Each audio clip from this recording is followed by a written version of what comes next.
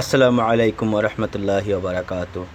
প্রিয় জিএসএম বন্ধুরা, আমি আজকে আপনাদেরকে দেখাবো একটা টাইপ সি পোর্ট কীভাবে পরিবর্তন করতে হয়। প্রথমে ডিসোল্ডারিং দিয়ে আপনারা ঝালাইগুলো একটু উঠিয়ে নেবেন ঘষে ঘষে।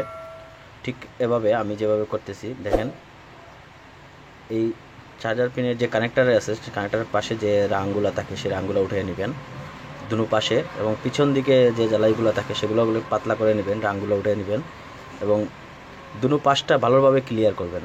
ক্লিয়ার করার পরে আপনারা সেটাকে একটু পেস্ট দিয়ে একটুখানি পেস্ট দিবেন অল্প পরিমাণ, যাতে মাউথ নষ্ট না হয় বা মাউথে হিট না লাগে সেদিকে লক্ষ্য করে পেস্ট দিবেন এবং টাচ করে দেখবেন সেটা সফট হয়েছে কিনা, এবং হটগান দিয়ে হিট দিবেন নর্মালি, যেটা যাতে মাদারবোর্ডটা পুড়ে না যায় সেদিকে লক্ষ্য রাখবেন।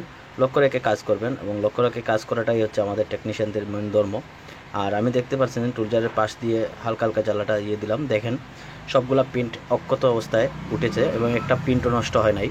যে পয়েন্টগুলো আছে সেই পয়েন্টগুলো ভালো আছে একদম, এবং এগুলোর মধ্যে এক ধরনের আঠা থাকে, সেই আঠাগুলা তাতালের মাথা দিয়ে সরিয়ে নেবেন পয়েন্টগুলো, এবং সেগুলোকে আবার আপনার রিপেয়ারিং করবেন।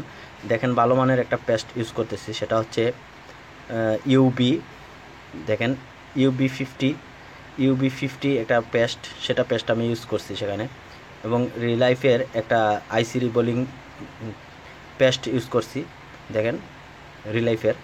সেগুলো ভালোভাবে একটু সোল্ডারিং করে নেবেন, যাতে যখন চার্জারের বেসটা বসাবেন, নতুন একটা চার্জার বেস লাগাইতেছি, যখন বসাবেন সেটা যাতে খুব সহজে জ্বালাই হয়ে যায় সেদিকে একটু লক্ষ্য করে ভালো মানের পেস্ট বা এগুলো ইউজ করবেন। দেখেন আমি এখন পুরটা বসিয়ে দিলাম এবং হিট দিচ্ছি। হিট দেওয়ার পরে দেখেন এই পিনটা কীভাবে সহজে বসে যায়।